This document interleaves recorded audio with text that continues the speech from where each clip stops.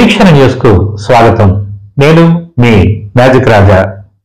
తీవ్రమైన అనారోగ్యంతో విధులు నిర్వహించలేని పరిస్థితిలో ఉన్నవారిని సైతం ఫిట్ ఫర్ సేమ్ జాబ్ గా నిర్ధారిస్తూ సింగరేణి యాజమాన్యం కార్మికులను తీవ్ర ఇబ్బందులకు గురిచేస్తోందని ఏఐటీయూసీ ఉప ప్రధాన కార్యదర్శి వైబీరావు ఆరోపించారు.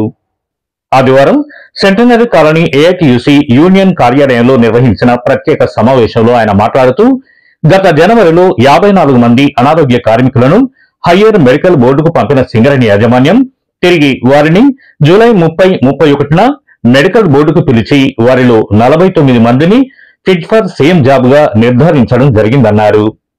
వారిలో ఒక ఎలక్ట్రీషియన్, ఒక ఫిట్టర్ ను జనరల్ అసిస్టెంట్ గాను, ఒక ఓవర్మెన్ మైనింగ్ సర్దార్ ను జనరల్ అసిస్టెంట్ గాను డీప్రమోట్ చేయడం జరిగిందన్నారు.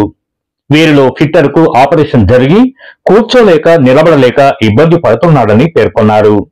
ఒకరిలో తలలో బ్లడ్ క్లాట్ అయినందువల్ల పక్షవాతంతో బాధపడుతూ జ్ఞాపక శక్తి సరిగా లేక మతి స్థిమితం లేనివాడిగా ప్రవర్తిస్తున్నాడన్నారు.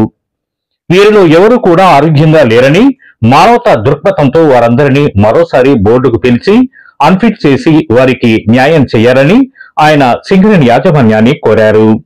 లేని పక్షంలో ఏఐటీయూసీ బాధ్యత తీసుకుని మిగతా సంఘాలను కలుపుకొని సింగరేణి వ్యాప్తంగా ఉద్యమం చేస్తామని యాజమాన్యాన్ని హెచ్చరించారు. ఇంకా ఈ సమావేశంలో నాయకులు జూపాక రామచందర్, సాంబశివరెడ్డి, రాజేందర్ పాల్గొన్నారు. సింగరేణి యాజమాన్యం కారుణ్య నియామకాలు ఎగ్గొడదామనే ఉద్దేశంతో సింగరేణి యాజమాన్యం కాంగ్రెస్ గవర్నమెంట్ తీసుకున్న నిర్ణయానికి వ్యతిరేకంగా మొన్న జరిగినటువంటి జూలై 30, 31 తారీఖు జరిగినటువంటి మెడికల్ బోర్డులో 54 మంది అటెండ్ అయితే 49 మందిని ఫిట్ ఫర్ సేమ్ జాబు. ఆ ఫిట్ ఫర్ సేమ్ జాబ్లో ఒక 5గురిని ఫిట్టర్లని, 3గురిని జనరల్ మజ్దూర్గా, ఓర్మేల్ 2 జనరల్ మజ్దూర్గా వాళ్ళు డీప్రమోట్ చేయడం అనేది జరిగింది. ఇది సింగరేణిలో ఉన్నటువంటి అధికారులు తీసుకున్న నిర్ణయం అని మేము అనుకుంటలేము. ఎందుకంటే ఈ కారుణ్య నియామకాలు సింగరేణి యాజమాన్యం ఏలే, సింగరేణి చైర్మన్ ఏలే, సింగరేణి డైరెక్టర్ పాయ్యలే, సింగరేణిలో పనిచేసేటువంటి అధికారులు కారుణ్య నియామకాలు తీసుకురాలే. ఈ కారుణ్య నియామకాలు ఇచ్చింది టీఆర్ఎస్ గవర్నమెంటు. అందులో కేసీఆర్ గారు ఎలక్షన్ల ముందు సింగరేణి కార్మికులకి ఉద్యోగ అవకాశాలు కల్పిస్తా, తెలంగాణ రాష్ట్రం ఏర్పడితే ఉద్యోగాలు ఇస్తామని చెప్పి మాట ఇచ్చిండో. తెలంగాణ రాష్ట్రం ఏర్పడిన తర్వాత ముఖ్యమంత్రి గారు అదే మాట మీద ఉండి మెడికల్ అండ్ ఫిట్ దాన్ని కారుణ్య నియామకాన్ని పేరు మార్చి కారుణ్య నియామకాల ద్వారా రిక్రూట్ చేయాలని సింగరేణి యాజమాన్యానికి లెటర్ పంపించడం, అందులో 80% కార్మికుల్ని నామినల్గా ఇంటర్వ్యూ చేసి 80% తీసుకోవాలని చెప్పి దాంట్లో క్లియర్గా రాయటం అనేది జరిగింది. అప్పటి నుంచి కారుణ్య నియామకాలు కంటిన్యూ జరుగుతూ ఉన్నాయి. 200 మందిలో కనీసం 140 మందికి మెడికల్ ఫిట్ చేసి వాళ్ళకి ఉద్యోగాలు ఇవ్వటం అనేది జరుగుతూ ఉన్నది. అది కంటిన్యూగా టీఆర్ఎస్ గవర్నమెంట్ ఉన్నన్ని రోజులు ఈ కారుణ్య నియామకాలు కంటిన్యూ జరిగినాయి.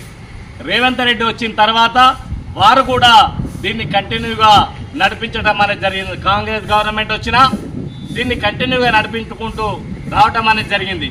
మొన్న జూలైలో జరిగినటువంటి మెడికల్ బోర్డులో దాంట్లో వచ్చినటువంటి కార్మికులు 50 మంది, 54 మంది వస్తే దాంట్లో 5గురిని సెలెక్ట్ చేసి 49 మందిని డీప్రమోట్ చేయడం అనేది జరిగింది. దీని వెనకాల యాజమాన్యం కుట్ర ఉన్నది, కాంగ్రెస్ గవర్నమెంట్ కుట్ర ఉన్నది. ఇది కార్మికులు సాధించుకున్నటువంటి హక్కు ఏదైతే కారుణ్య నియామకాలున్నాయో దాన్ని చరమగీతం పాడదామనే ఉద్దేశంతో సింగరేణి యాజమాన్యం తీసుకున్నటువంటి నిర్ణయానికి వ్యతిరేకంగా అన్ని యూనియన్లు, అన్ని కార్మిక వర్గాలు కూడా వీళ్ళని మళ్ళీ బోర్డుకు పిలవాలి, వీళ్ళకి అన్ఫిట్ ఇవ్వాల్సిన బాధ్యత కంపెనీది ఉన్నది, గవర్నమెంట్ది ఉన్నది. ఆ విధంగా కాకుండా ఈ కారుణ్య నియామకాలు ఎగ్గొట్టుదామనే ఆలోచన ఏదైతుందో దాన్ని స్పష్టి చెప్పాలని, అదేవిధంగా సింగరేణిలో 1,16,000 మంది ఉన్నటువంటి ఈ కంపెనీ 40,000 మందికి కుదించబడ్డారు. ఈ 40,000 మందిలో ఈ కారుణ్యం చేయబట్టి కనీసము ఒక 25,000 మంది, 15,000 మంది రిక్రూట్ కావడం అనేది జరిగింది. ఈ కేసీఆర్ గవర్నమెంట్లో రిక్రూట్ జరిగింది, కాంగ్రెస్ గవర్నమెంట్లో కూడా రిక్రూట్ జరిగింది. మరి ఇప్పుడు 40,000 మంది అని అంటే 25,000 మందే ఉండాలి లెక్క ప్రకారం. మరి 15,000 మంది ఈ కారుణ్యంలో వచ్చినటువంటి యువత ఈ రోజున సింగరేణిలో పనిచేయడం అనేది జరుగుతుంది. మహిళలు ఈ రోజున సింగరేణిలో పనిచేయడం అనేది జరుగుతుంది. ఈ 40,000 మంది ఉంటేనే మనం బొగ్గు టార్గెట్ రీచ్ చేయగలుగుతా ఉన్నాం. మరి దీన్ని పక్కకు పెట్టి ఈ సింగరేణి యాజమాన్యం తీసుకున్నటువంటి నిర్ణయం ఏదైతున్నదో ఈ కారుణ్య నియామకాల ద్వారా ఈ రిక్రూట్ చేయాల్సింది చేయకుండా దీంట్లో ఏదో అవకతవకలు జరుగుతాయని చెప్పి భూతద్దంలో పెట్టి చూపెడతా ఉన్నారు. మరి అవకతవకలు జరిగే పరిస్థితి ఉంటే ఎవరైతే 2 సంవత్సరాల ముందు అప్లికేషన్ పెట్టుకున్నారో కారుణ్యానికి వచ్చిండ్రో వాళ్ళని డైరెక్ట్గా అన్ఫిట్ చేయొచ్చు. ఇంతకుముందు కూడా మనకి మెడికల్ అన్ఫిట్ కేసులు ఉండే, అప్పుడు ఏఐటీసీ కొమరయ్య గారు ఉన్నప్పుడు ఏదైతే వర్తించిందో తండ్రి దిగిపోయే రోజే కొడుకుకి ఉద్యోగం ఇవ్వాలి. అది వెల్ఫేర్ ఆఫీసర్ దగ్గర పోయి వాళ్ళిద్దరు నిలబడి చెప్తే తెల్లారి నుంచి అబ్బాయి డ్యూటీ చేసినాడు. అది మెడికల్ బోర్డు. మరి అదన్న చేయాలి కదా. మరి అది చేయకుండా, కార్యం చేయకుండా ఈ కంపెనీని నిర్వీర్యం చేసే పరిస్థితి తీసుకొస్తా ఉన్నారు. ఈ ఉద్యోగాలు లేకుండా కార్మిక వర్గాన్ని నిర్వీర్యం చేసే పరిస్థితి ఉంది. దీని మీద అన్ని యూనియన్లు ఏఐటీసీగా రికగ్నైజ్డ్గా మేము, రిప్రజెంటేటివ్ యూనియన్ ఐఎన్టీసీ ఎదుగుతున్న వాళ్ళు, మిగిలిన సంఘాలన్నీ కూడా దీని మీద పెద్ద ఎత్తున ఆందోళన చేసి దీన్ని కంపల్సరీ కంటిన్యూగా దీన్ని కారణ నియామకాలు జరగాలని చెప్పి ఏఐటీసీ అన్ని యూనియన్లు కూడా రిక్వెస్ట్ చేయడం జరుగుతుంది. ఈ 49 మందిని ఫిట్ చేశారు కదా. ఈ 49 మందిలో ఇతను మల్లయ్యనోమో ఆయనకి దెబ్బ తగిలి ఆయన ఎక్కడ పడితే అక్కడ పడిపోతాడు. ఆయన డ్యూటీ చేసే పరిస్థితి లేదు, మతి స్థిమితం లేదు, ఆయన ఇంటికి వస్తలేడు, ఆయన ఇంటికి రాకుండా ఇంకెవరింటికి పోవద్దు, ఆయన నడిచే పరిస్థితి లేదు. ఇటువంటి ఆయనని ఫిట్ చేశారు.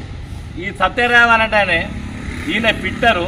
ఈయన చరిత్ర మొత్తం కూడా కంటిన్యూ హార్డ్ వర్క్ చేసిండు. ఈయన బ్యాక్ పెయిన్ ప్రాబ్లం తోటి కంపెనీ ఈయన హాస్పిటల్ పంపింది. ఆ నిమ్స్లో ఆయన ట్రీట్మెంట్ చేసి నువ్వు డ్యూటీ చేయలేమని చెప్పి సర్టిఫికేట్ ఇచ్చిండు. బ్యాక్ బోన్ ప్రాబ్లం ఉన్నది ఈయనకి. అది మరి కంపెనీ మేము మెడికల్ బోర్డు వచ్చినటువంటి లిస్టు చూసాను కదా, చూసి ఈయన జనరల్ మజ్దూర్ ఎందుకు ఇచ్చారు? మరి ఈయన ఫిట్టర్గా అయితే అన్ఫిట్ కాడు, కానీ జనరల్ మజ్దూర్ అయితే ఫిట్ అవుతారా? మరి ఆ జనరల్ మజ్దూర్కి ఎక్కువ పని ఉండదా? ఈ ఫిట్టర్ కంటే ఎక్కువ పని చేసేది ఎవరు? జనరల్ మజ్దూర్. మరి జనరల్ మజ్దూర్కి ఎట్లా ఫిట్ అవుతాడు ఈయనని?